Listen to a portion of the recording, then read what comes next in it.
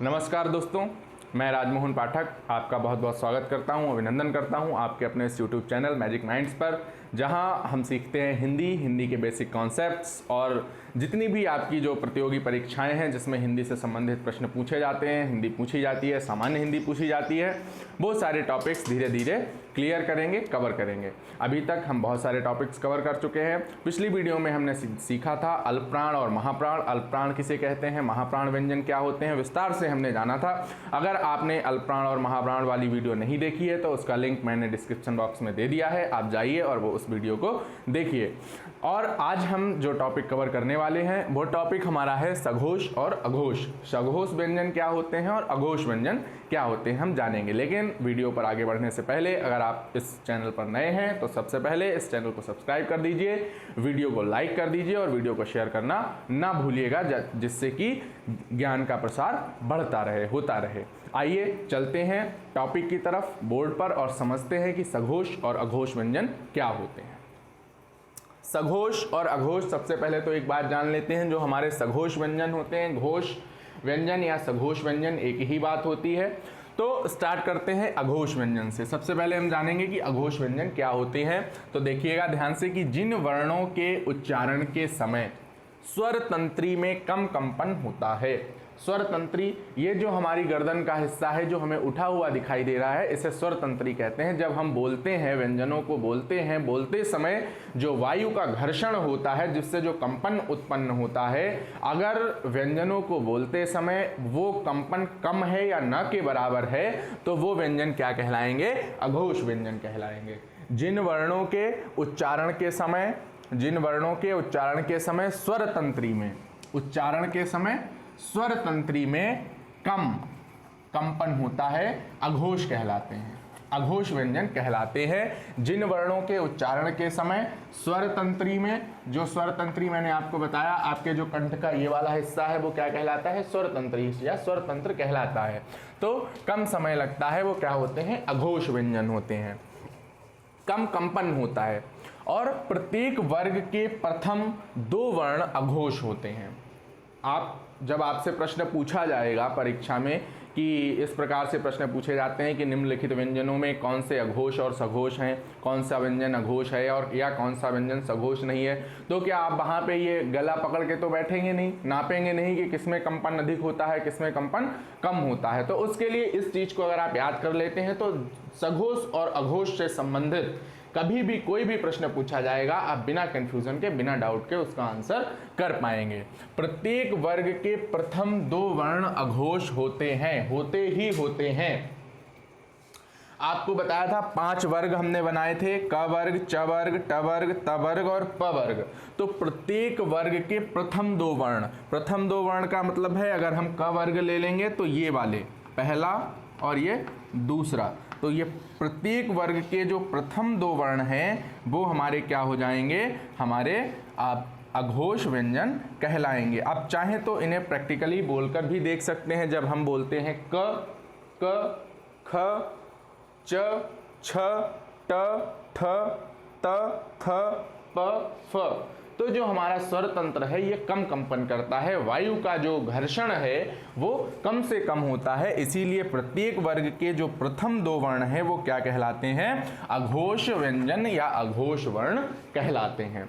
इसके अलावा जो हमारे ऊष्म व्यंजन होते हैं, जो हमारे ऊष्म व्यंजन होते हैं, कौन कौन से, श, स और स, ये जो हमारे ऊष्म व्यंजन होते हैं, ह को छोड़कर, ह जो है वो हमारा अघोष व्यंजन में नहीं आता है, ह जो है वो हमारा अघोष व्यंजन में नहीं आता है। और ये हमारे जो श और ये स, तीनों जो हमारे स हैं, तालव्य, मूर्धन्य और दंत, ये हमारे किस में आते हैं, अघोष व्यंजनों में आते हैं। तो फिर से एक बार देख लें कि जिन वर्णों के उच्चारण के समय स्वर तंत्री में कम कंपन होता है, अघोष व्यंजन कहते हैं या कहलाते हैं।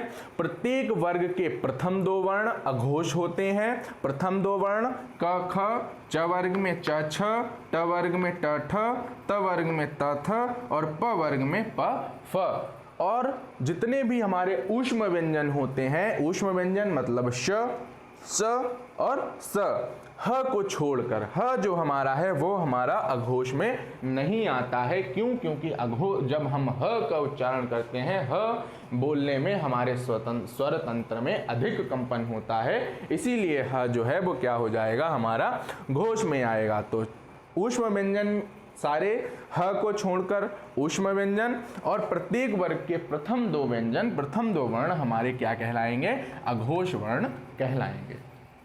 अब बात करते हैं घोष की और सघोष की। तो घोष और सघोष जो है वो एक ही बात है, अर्थात घोष सहित घर्षण सहित जिसमें घर्षण हो, और अघोष अर्थात जिसमें घर्षण न हो। तो घोष और सघोष एक ही बात है, कंफ्यूज नहीं होना है। तो जिन वर्णों के उच्चारण में स्वर तंत्री में अधिक, इसमें क्या हो रहा था, या तो कम कंपन हो रहा था या तो हो ही नहीं रहा था, लेकिन इसमें कैसा होगा, अधिक कंपन होता है, सघोष व्यंजन कहलाते हैं। सघोष व्यंजन कहलाते हैं। जिन वर्णों के उच्चारण में स्वर तंत्री में अधिक कंपन होता है, सघोष व्यंजन कहलाते हैं। और प्रत्येक वर्ग के अंतिम तीनों, प्रत्येक वर्ग के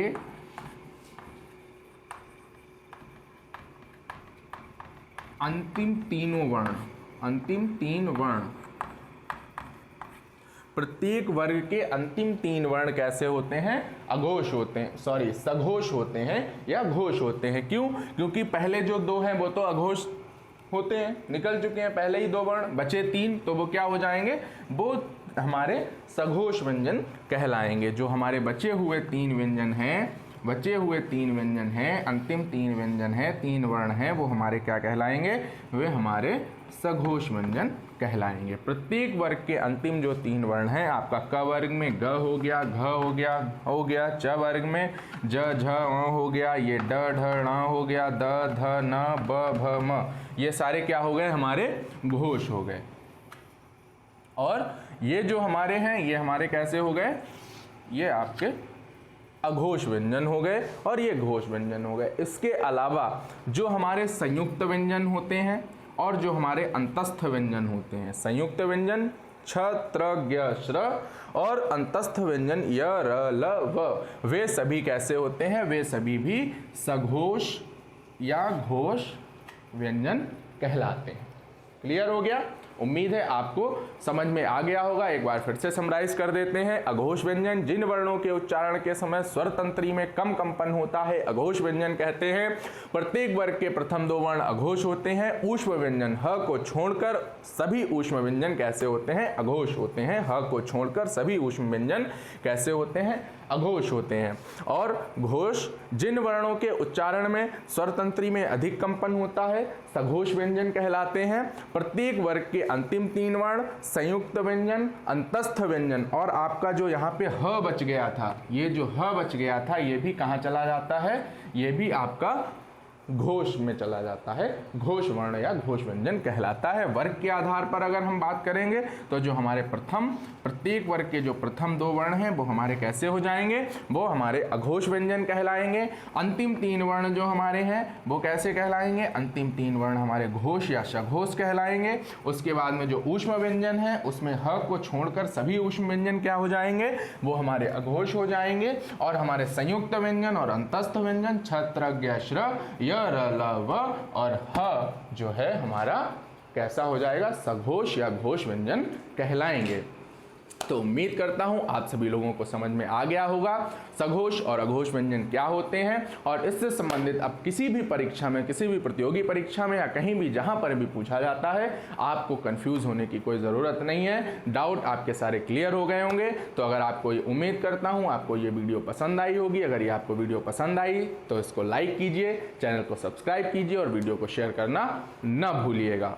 तब मिलते हैं नेक्स्ट वीडियो में। तब तक के लिए जय हिंदी, जय हिंदुस्तान।